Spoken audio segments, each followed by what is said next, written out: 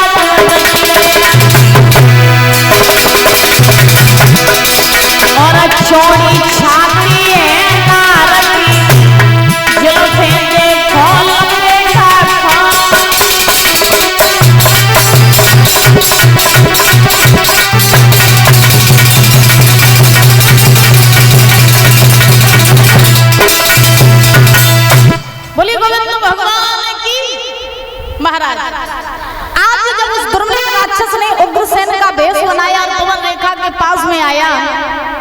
पवन रेखा नहीं पहचान पाई कि मेरे महाराज है या कोई राक्षस है। पवन रेखा ने जाना और उस राक्षस को देख करके उग्रसेन के भेष में पवन रेखा बोली, महाराज आप यहाँ? अरे आपकी तो बड़ी लंबी उम्र है, हम तो भी आपको ही याद कर रहे थे और आप इतनी जल्दी आ गए। तो वो उग्रसेन के भेष में राक्षस बोला, है भद्रे तुमने हमें बुलाया और तो मैं दौड़ा दौड़ा चला आया। वहाँ मथुरा तो मुझे अकेला छोड़ा ही थी, तो घर पे हमें अच्छा नहीं लग रहा था, इसलिए मैं भी चला आया।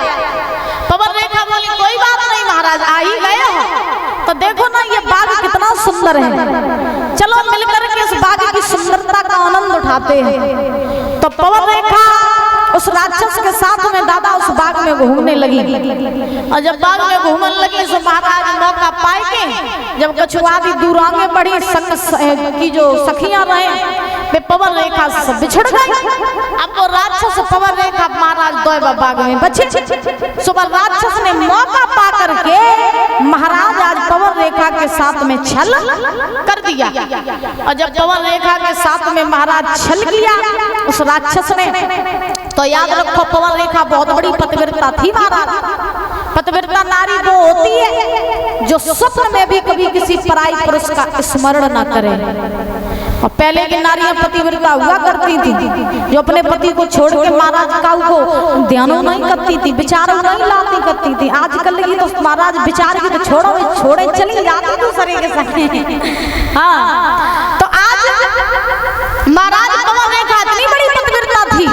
और देखो नारी की सुंदरता भैया, नारी की सुंदरता उसके चरित्र से और उसके गुणों से ही होती है। बात समझ रही हो? नारी सुंदर तभी लगती है जब उसका चरित्र सुंदर होता है, जब उसका व्यवहार सुंदर होता है, जब उसके गुण सुंदर होते हैं। न मालूम पड़ी कि महाराज चेहरा तो तुम खूब बुरा भक्त धरो और तुम सुंदर तो खूब और महाराज चरित्र तुम कालो है, चरित्र तुम्हारा बिगड़ा हुआ है, गुण तुम्हारे खराब है, आचरण तुम्हारे खराब है, तो क्या फायदा ऐसी सुंदरता का? नारी की सुंदरता तो उसके गुणों से आती है, उसके चरित्र से आती है। जो नारी के महाराज चरित्र सुंदर नहीं होता है, याद रखो, चेहरा सुंदर होता है तो वो नारी दुनिया की कुरूप नारी मानी जाती, और जिसका चरित्र सुंदर होता है वही नारी दुनिया की सर्व सुंदर महाराज मानी जाती। याद रखो, आज पवन रेखा के साथ में जब उस राक्षस ने छल किया तो छल करके वो राक्षस महाराज आज पवन रेखा के सामने राक्षसी वेश में आ गया, ठाके मार करके जोर जोर से हंसने लगा। जैसे ही महाराज को राक्षस आज जोर जोर से हंसा और पवन रेखा ने जब उस राक्षस को देखा तो पवन रेखा को ऐसे लगा जैसे पैरों तले जमीन खिसक गई हो। याद रखो, घर मकान टूट के गिर जाए आदमी मेहनत करके दोबारा बना लेगा, पैसा चला जाए आदमी मेहनत करके कमा लेगा, लेकिन गई वही इज्जत कबू वापस नहीं आती है। इज्जत है तो दुनिया में तुम्हारे पास पैसा ना हो, दुनिया के काऊ कोना में चले गई हो तो सम्मान हो दादा। अगर इज्जत नहीं है तो कभी दुनिया में सर उठा करके जी नहीं पाओगे। तो पवन रेखा आज महाराज रोने लगी और उस राक्षस से बोली, दुष्ट नालायक पापी, अगर मैं पहले ये जान लेती कि तू एक राक्षस है तो मैं तुझे श्राप देकर के भस्म कर देती। आज तूने कोई कहूँ को नहीं छोड़ो। रोज पवन रेखा बोली है, सुनो दुष्ट,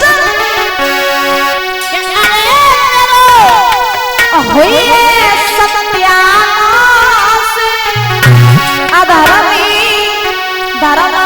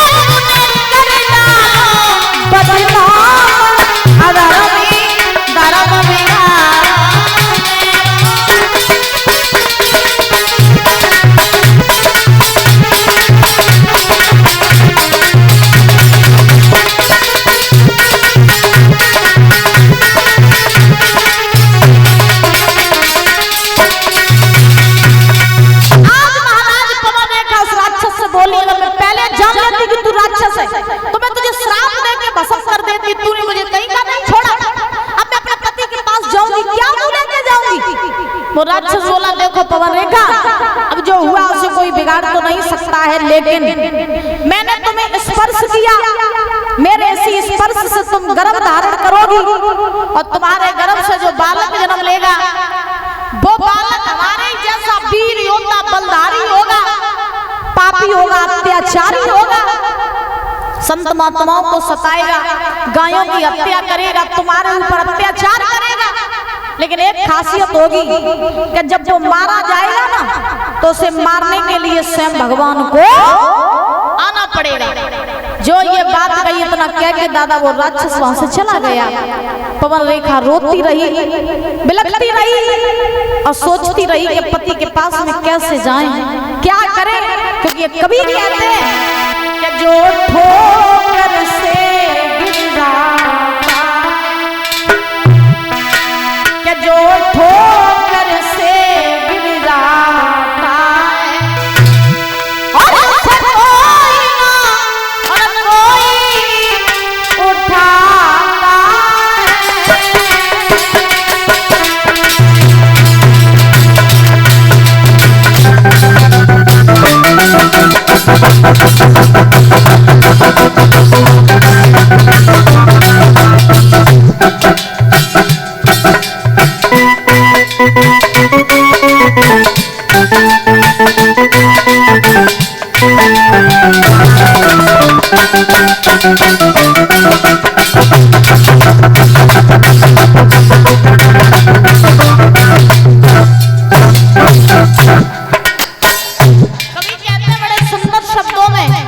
जो ठोकर से गिर जाता है उसे कोई ना कोई उठाता है।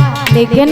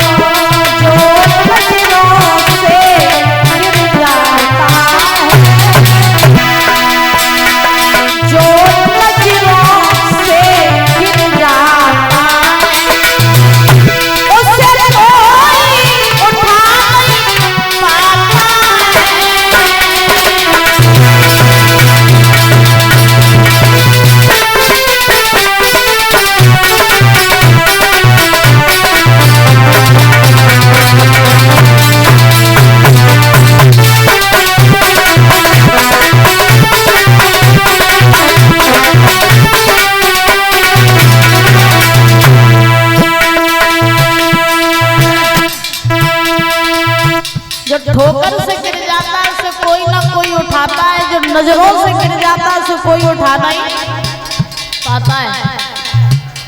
और एक बात लिखी है बड़े सुंदर शब्दों में,